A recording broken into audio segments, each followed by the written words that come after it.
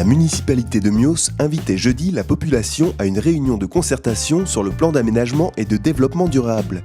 Ce document préalable à l'élaboration du plan local d'urbanisme doit en fixer les orientations en matière d'environnement, d'urbanisme et de développement économique et social.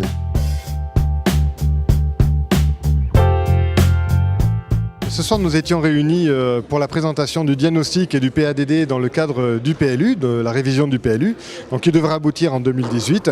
Bon, voilà, ce qui me fait plaisir, c'est qu'il y avait quand même beaucoup de monde dans la salle, de nombreuses questions, des questions qui ont été bien comprises sur l'intérêt général, et c'est pas toujours évident quand on parle d'urbanisme. Et voilà, je tenais à le dire et à remercier les Miocés, puisque ça s'est fait dans un très bon état d'esprit et vraiment dans un état d'esprit en plus constructif sur l'intérêt général. Effectivement, ce PADD, il a été construit avec 2 bureaux d'études. Donc c'est d'abord le diagnostic et le PADD qui ont été construits. Donc ces 2 bureaux d'études, le bureau d'études Escoffier qui s'occupe de l'ordonnancement général, de l'urbanisme, voilà, de l'aspect démographique notamment, social également, et le cabinet MTDA qui lui s'intéresse plutôt à l'environnement. Donc c'est les 2 cabinets qui sont associés et ensemble font ce PLU. Donc le diagnostic, c'est effectivement regarder précisément quelles sont les données socio-démographiques, regarder quelle est la qualité de l'environnement, quels sont les secteurs à préserver, quels sont les secteurs qu'il faut développer. Donc ça, c'est particulièrement intéressant et on a eu de nombreuses questions dessus. Le PADD, c'est le programme d'aménagement de développement durable. C'est en gros donner les orientations pour notre PLU. Donc le PLU, c'est bien l'organisation de notre territoire et le PADD, c'est bien les objectifs. Donc on n'en est pas encore au zonage ou au règlement pour dire telle zone, c'est telle densité, telle zone va être ouverte ou telle zone va être fermée. On n'en est pas sur ça. On est vraiment effectivement sur les grands objectifs. Donc là, on a décliné ces 5 objectifs, ces 5 axes du PADD. Et donc le premier axe, c'est bien freiner le développement de l'urbanisme. On a vu qu'on avait une commune qui avait connu un développement exponentiel extrêmement important, qui pose de nombreuses problématiques sur la voirie, sur les bâtiments scolaires notamment. Donc on a doublé notre population en moins de 20 ans. On a eu un urbanisme sauvage, non maîtrisé, non accompagné. Donc c'est bien ça, c'est bien freiner et accompagner le développement de l'urbanisme. On sait qu'on va continuer forcément à avoir un développement, mais c'est bien d'essayer de l'accompagner au maximum. Le deuxième axe qui est effectivement travailler sur la mixité sociale.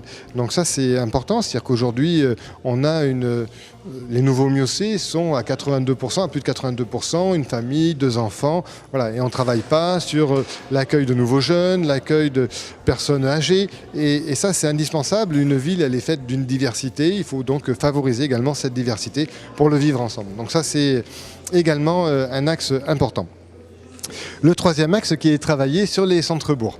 Donc on a déjà commencé à travailler sur les centres-bourgs, notamment le centre-bourg de Lillette qui vient d'être réaménagé, mais on a un travail à faire autour de la Grange qu'on est en train de racheter, créer un centre-bourg sur Lillette, la Canot de Mios également avec la création de l'école, les pistes cyclables, la sécurisation des voiries, mais également avoir un centre-ville à Mios totalement attractif pour l'ensemble de notre commune. Donc travailler sur un centre-ville nature, un centre-ville où on va travailler sur la diversité des logements notamment, peut-être pour les personnes âgées, c'est indispensable. Aujourd'hui, on n'a que 14 logements pour les personnes âgées. Sur 9000 habitants, bon, c'est pas acceptable, donc il faut travailler sur ça. Et ça, travailler sur ce troisième axe, travailler sur le centre-bourg, les centres-bourgs de notre commune, c'est effectivement indispensable. Le quatrième axe, c'est le développement économique, avec une extension à programmer, notamment sur le parc de Masquette, parc avec des entreprises artisanales, donc pour pouvoir continuer à accueillir ces entreprises artisanales, mais également sur Mios Entreprises. Là, on a l'hôtellerie, là, on a le restaurant rapide notamment, et donc travailler sur des extensions futures pour les 10 prochaines années. Et donc le futur PLU doit anticiper ces secteurs sur le développement économique. Mais le développement économique, ce n'est pas que les grandes entreprises et que l'artisanat, c'est également le tourisme vert par exemple, donc et le commerce de proximité. Donc c'est des axes qui sont développés dans cet axe numéro 4. Voilà. Et donc le dernier axe, qui est l'axe numéro 5, qui est la préservation de notre patrimoine. Donc le patrimoine, c'est évidemment du patrimoine environnemental, c'est du patrimoine bâti notamment. Donc il y a un gros travail, et ça a été pour moi l'occasion de remercier la commission qui a travaillé sur notamment le patrimoine bâti avec l'inventaire de toutes les granges de notre commune, ou le patrimoine par exemple paysager avec le recensement de l'ensemble des arbres. Il faut bien différencier le patrimoine paysager, le patrimoine environnemental qui est encore différent.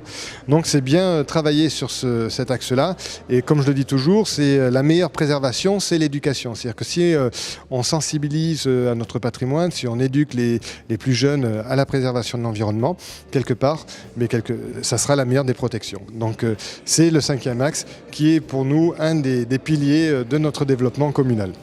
Alors oui, effectivement, j'ai insisté, et je l'ai dit dès le départ, hein, c'est la collectivité est là pour travailler sur l'intérêt collectif. Donc on n'est pas là, l'intérêt collectif, ce n'est pas la juxtaposition, l'addition d'une somme d'intérêts individuels. On est bien là pour travailler sur l'intérêt de la collectivité et de MIOS dans son ensemble. Et je l'ai dit en fin de réunion, j'ai apprécié, puisqu'effectivement, tout le monde dans la salle a vraiment travaillé, posé des questions sur cet intérêt collectif, et je n'ai pas entendu une seule question sur « et moi, ma maison, comment ça va se passer ?» Donc je les ai remerciés et ça a été particulièrement appréciable.